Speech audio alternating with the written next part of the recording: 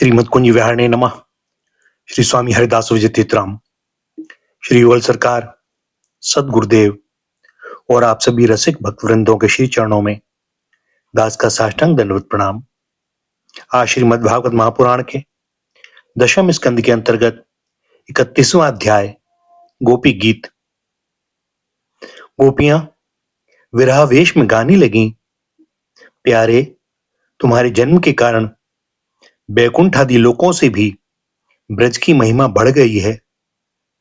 तभी तो सौंदर्य और मृदुलता की देवी लक्ष्मी जी अपना निवास स्थान बैकुंठ छोड़कर यहां नित्य निरंतर निवास करने लगी हैं, इसकी सेवा करने लगी हैं। परंतु प्रीतम देखो, तुम्हारी गोपियां जिन्होंने तुम्हारे चरणों में ही अपने प्राण समर्पित कर रखे हैं, वन वन में भटक कर तुम्हें ढूंढ रही हैं। हमारे प्रेमपूर्ण हृदय के स्वामी, हम तुम्हारी बिना मोल की दासी हैं। तुम शरतकालीन जलाशय में सुंदर से सुंदर सरसिज की कर्णिका के सौंदर्य को चुराने वाले नेत्रों से हमें घायल कर चुके हो। हमारे मनोरथ पूर्ण करने वाले प्राणेश्वर, क्या नेत्रों से मारना वध नहीं है? अस्त्रों से हत्या करना ही वध है? पुरुष शिरोमणे यमुना जी के विषैले जल से होने वाली मृत्यु, अजगर के रूप में खाने वाले अघासुर, इंद्र की वर्षा, आंधी बिजली, दावानल, वृषभासुर और व्योमासुर आदि से एवं भिन्न भिन्न अवसरों पर सब प्रकार के भयों से तुमने बार बार हम लोगों की रक्षा की है। तुम केवल यशोदानंदन ही नहीं हो, समस्त शरीरधारियों के हृदय में रहने वाले उनके साक्षी हो, अंतर्यामी हो। सखे, ब्रह्मा जी की प्रार्थना से विश्व की रक्षा करने के लिए तुम यदुवंश में अवतीर्ण हुए हो। अपने प्रेमियों की अभिलाषा पूर्ण करने वालों में अग्रगण्य यदुवंश शिरोमणे, जो लोग जन्म मृत्यु रूप संसार के चक्कर से डरकर तुम्हारी चरणों की शरण ग्रहण करते हैं, उन्हें तुम्हारे करकमल अपनी छत्र छाया में लेकर अभय कर देते हैं। हमारे प्रीतम, सबकी लालसा अभिलाषाओं को पूर्ण करने वाला वही करकमल जिससे तुमने लक्ष्मी जी का हाथ पकड़ा है, हमारे सिर पर रख दो। ब्रजवासियों के दुख दूर करने वाले वीर शिरोमणि श्याम सुंदर, तुम्हारी मंद मंद मुस्कान की एक उज्जवल रेखा ही तुम्हारे प्रेमी जनों के सारे मान मद को चूर चूर कर देने के लिए पर्याप्त है। हमारे प्यारे सखा, हमसे रूठो मत, प्रेम करो। हम तो तुम्हारी दासी हैं, तुम्हारे चरणों पर निछावर हैं। हम अबलाओं को अपना वह परम सुंदर सांवला संवाला मुख कमल दिखलाओ। तुम्हारे चरण कमल शरणागत प्राणियों के सारे पापों को नष्ट कर देते हैं। वे समस्त सौंदर्य माधुर्य की खान हैं और स्वयं लक्ष्मी जी उनकी सेवा करती रहती हैं। तुम उन्हीं चरणों से हमारे बछड़ों के पीछे पीछे चलते हो और हमारे लिए उन्हें सांप के फणों तक पर रखने में भी तुमने संकोच नहीं किया। हमारा हृदय तुम्हारी विरह व्यथा की आग से जल रहा है। तुम्हारे मिलन की आकांक्षा हमें सता रही है। तुम अपने वे ही चरण हमारे वक्षस्थल पर रखकर हमारे हृदय की ज्वाला को शांत कर दो। कमल नयन, तुम्हारी वाणी कितनी मधुर है। उसका एक एक पद, एक एक शब्द, एक एक अक्षर मधुराति मधुर है। बड़े बड़े विद्वान उसमें रम जाते हैं, उस पर अपना सर्वस्व निछावर कर देते हैं। तुम्हारी उसी वाणी का रसास्वादन करके तुम्हारी आज्ञाकारिणी दासी गोपियां मोहित हो रही हैं। दानवीर, अब तुम अपना दिव्य अमृत से भी मधुर अधर रस पिलाकर हमें जीवन दान दो, छका दो। प्रभो, तुम्हारी लीला कथा भी अमृत स्वरूप है। विरह से सताए हुए लोगों के लिए तो यह जीवन सर्वस्व ही है। बड़े बड़े ज्ञानी महात्माओं, भक्त कवियों ने उसका गान किया है। वह सारे पाप ताप तो मिटाती ही है, साथ ही श्रवण मात्र से परम मंगल परम कल्याण का दान भी करती है। वह परम सुंदर, परम मधुर और बहुत विस्तृत भी है। जो तुम्हारी उस लीला कथा का गान करते हैं, वास्तव में भूलोक में ही वे सबसे बड़े दाता हैं।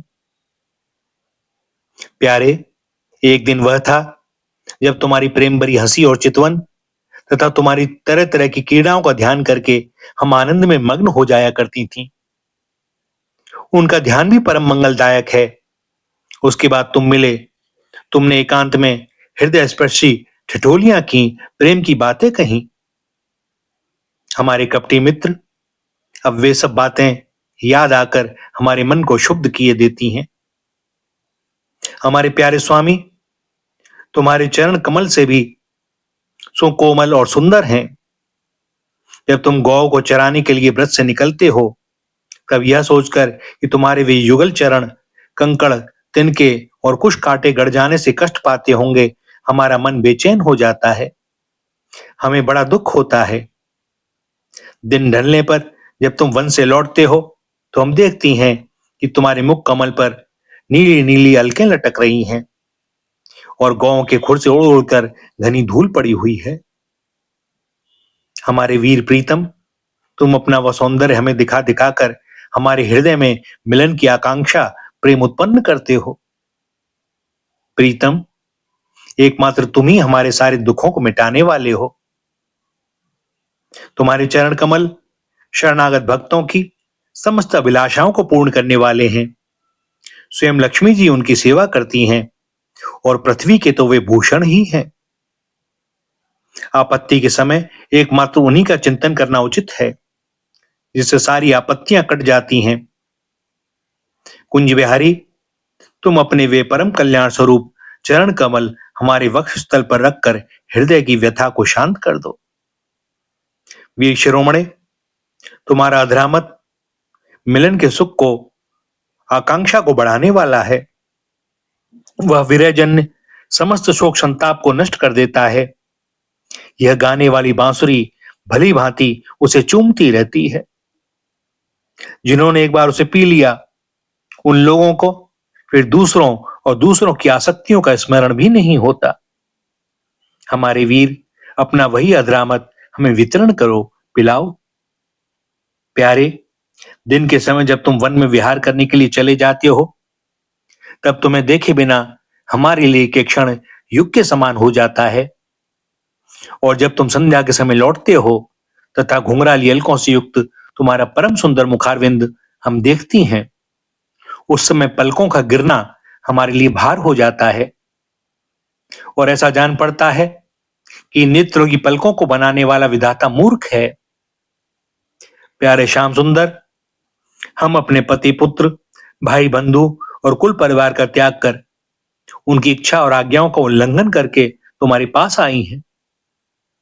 हम तुम्हारी एक एक चाल जानती हैं, संकेत समझती हैं और तुम्हारे मधुर गान की गति समझकर उसी से मोहित होकर यहां आई हैं।